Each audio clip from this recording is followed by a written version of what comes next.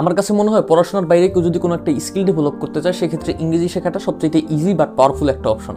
তো আমি গত বছর অনেকগুলো গোল সেট করি এবং তার মধ্যে একটা ছিল আমার ইংলিশটা একটু ডেভেলপ করবো। স্পিকিং ডেভেলপ করার জন্য এখন আমার ইংরেজিতে কথা বলতে হবে। ডাউনলোড দিই প্লে স্টোর থেকে ওমে টিভি, ভাবছিলাম যে বিভিন্ন দেশের মানুষ আছে তাদের সাথে ইংরেজিতে কথা বলে আমার ইংলিশ স্কিলটা একটু ডেভেলপ করবো। কিন্তু অ্যাপটার মধ্যে খুবই জঘন্য অবস্থা, আই রিগ্রেট ইট। দেন একটার পর একটা অনেকগুলো অ্যাপ নিজের থেকে খোঁজার পর যখন আমি কোনো ভালো কোনো অ্যাপ খুঁজে পাচ্ছিলাম না, তখন আমি যাই চ্যাটজিপিটির কাছে। চ্যাটজিপিটি আমাকে অনেকগুলো অ্যাপের সাজেশন দেয় এবং তার মধ্যে সবচেয়ে বেস্ট ছিল স্পিকপাল। তো আজকে আমি আপনাদেরকে এই স্পিকপাল অ্যাপটার সাথে পরিচয় করিয়ে দিব।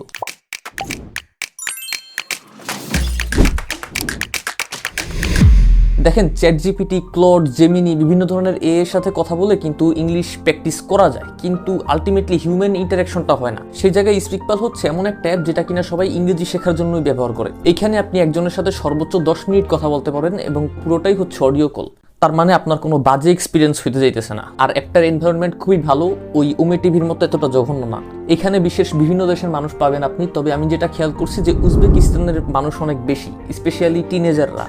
তো আমি যেটা জানতে পারছি যে ওদের দেশে নাকি ভালো একটা ইউনিভার্সিটির চান্স পাইতে হলে ওদের আইএলটিএস নাম্বারে একটা ভালো স্কোর থাকতে হয় এবং ওদের দেশের সরকার এবং সব মানুষরাই নাকি ইংরেজিকে অনেক প্রায়োরিটি দেয়। হোয়াট এভার, এই অ্যাপসে আপনি মানুষের সাথে কথা বলার পর তাকে রেটিং দিতে পারবেন, আপনার সাথে তার কনভারসেশনটা কেমন ছিল, তার স্পিকিং কেমন, সে কেমন ধরনের মানুষ হাবিজাবি। তো আমার পজিটিভ রেটিং হচ্ছে 96% এবং 3 জন আমাকে ডিসলাইক দিছে। তো আই নিড টু ইমপ্রুভ। আমি প্ল্যান করেছিলাম 2025 সালের প্রথম 6 মাস আমি 30 ঘন্টা ইংরেজিতে কথা বলবো। আমি ভাবছিলাম যে 30 ঘন্টা ইংরেজিতে কথা বলাটা আসলে অনেক কিছু, তো আসলে এটা এনাফ না। হোয়াট এভার, আপনি পুরো ভিডিওটা দেখেন। এই অ্যাপটায় আমি 20 ঘন্টার মতো কথা বলি। তারপর এপ্রিলের দিকে এই অ্যাপসটায় কিছু সমস্যার কারণে আমি মানুষের সাথে অ্যাড হইতে পারতেছিলাম না, কথা বলতে পারতেছিলাম না, আবার জয়েন হইতে অনেক টাইম লাগতেছিল। তখন আবার আমি চ্যাটজিপিটিতে সুইচ করি। চ্যাটজিপিটিতে আমি বাকি আরো 15-20 ঘন্টার মতো কথা বলি। তো অ্যাপটায় মাঝখান দিয়ে এই ধরনের সমস্যা হয়েছিল, বাট এখন এই ধরনের কোনো সমস্যা নাই। এই অ্যাপটায় কিন্তু সবাই আপনার মতো ইংরেজি শিখতে আসছে। তো আপনি যখন তাদের সাথে কথা বলবেন আপনি দেখবেন যে তাদের স্পিকিং স্কিল আপনার মতোই। আপনি মাঝে মাঝে এমন মানুষ পাবেন যাদের কিনা স্পিকিং স্কিলটা ভালো, তবে আমি যেটা দেখছি যে যাদের টোটাল টকিং আওয়ার অনেক বেশি, মানে যারা অনেক কথা বলছে এই অ্যাপটায়, তাদের ফ্লুয়েন্সি খুবই ভালো। আমার কাছে মনে হয়েছে এই অ্যাপটায় যদি আপনি নিয়মিত টাইম দেন সেটা আপনার ইংরেজিতে কথা বলার কনফিডেন্স অনেক বাড়াইতে পারে আর আপনার কমিউনিকেশন স্কিল ডেভেলপ করতে অনেক হেল্প করতে পারে। আপনি ইংরেজি মুভি দেখলে বুঝেন, কেউ ইংরেজিতে কথা বললে তার কথা বুঝেন, কিন্তু যখন আপনি কথা বলতে চান দেখেন যে আপনার রাইট ওয়ার্ডটা আসতেছে না। তো এই অ্যাপটা সেই সমস্যারও সমাধান দিতে পারে। কিন্তু এই অ্যাপসটা যেটা পারবে না সেটা হচ্ছে যে আপনার গ্রামাটিক্যাল যে ইররগুলো হয় সেই ইররগুলো ফিক্স করতে পারবে না। যেহেতু এই অ্যাপসে সবাই আপনার মতো একই স্কিলের, ওই কারণে গ্রামাটিক্যাল যে প্রবলেমগুলো হয় সেগুলো ফিক্স করতে চাইলে আপনার নিজেকে পুশ করতে হবে। বেস্ট প্র্যাকটিস হচ্ছে আপনি নিজে গ্রামার শিখবেন এবং এই অ্যাপসটা যখন আপনি মানুষের সাথে কথা বলবেন তখন সেগুলোর অ্যাপ্লাই করবেন। আরেকটা বিষয়, এই অ্যাপসটা যেহেতু কথা বলার টাইম থাকে মাত্র 10 মিনিট, আপনি 10-15 জনের সাথে কথা বলার পর একটা জিনিস রিয়েলাইজ করবেন, সেটা হচ্ছে যে আপনার সেই 10 মিনিটের মধ্যে প্রথম 5-6 মিনিট তার সাথে পরিচয় হইতেই চলে যায়। সে কোথায় থাকে, সে কি করে, তার ফিউচার প্ল্যান কি, আপনি কি করেন, আপনার ফিউচার প্ল্যান কি, এইগুলো এক্সপ্লেন করতে করতেই প্রথম 5-6 মিনিট চলে যায়। তো এটা একটা টাইম ওয়েস্ট। আপনি ট্রাই করবেন যে প্রথম 1-2 মিনিটের মধ্যেই এগুলো সব শেষ করে একদম ডিপ কনভারসেশনে চলে যাবেন। মনে করেন যে আপনি তাকে কোশ্চেন করে বসলেন, what is the purpose of your life, বা what do you think about productivity. মানে যে টাইপের জিনিসগুলো নিয়ে আমরা কম কথা বলি সেগুলো নিয়ে কথা বলার ট্রাই করবেন, কারণ সেগুলো নিয়ে কথা বলতে গেলেই আপনি দেখবেন যে আপনি স্ট্রাগল করতেছেন এবং স্ট্রাগল মানেই আসলে ইমপ্রুভমেন্ট।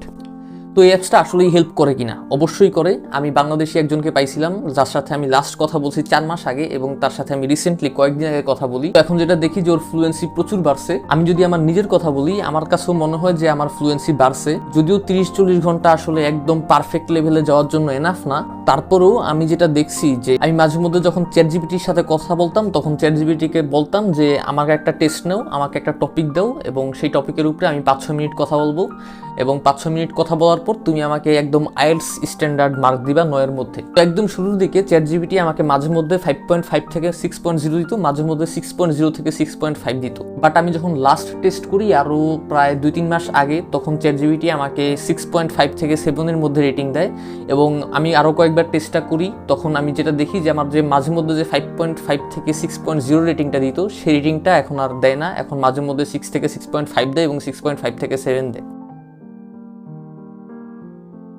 আমি জানি জিপিটি এইসব টেস্টের জন্য পারফেক্ট না, বাট যেহেতু আমি একদম শুরুতেও এটা দিয়ে টেস্ট করছি এবং শেষেও এটা দিয়েই টেস্ট করছি এবং দেখছি যে কিছুটা হলেও বাড়ছে, তার মানে আসলে এই অ্যাপসটা হেল্প করে। যাই হোক, আমার গ্রামাটিক্যাল ইরর আর সেন্টেন্স স্ট্রাকচারে এখনো প্রবলেম আছে, কারণ 30-40 ঘন্টা আসলে এনাফ না। আর গ্রামাটিক্যাল ইরর আর সেন্টেন্স স্ট্রাকচারের ক্ষেত্রে নিজের থেকেও পুশটা দেওয়া লাগে, আমি সেটা এনাফ দেই নাই, সো ইট মেক্স সেন্স।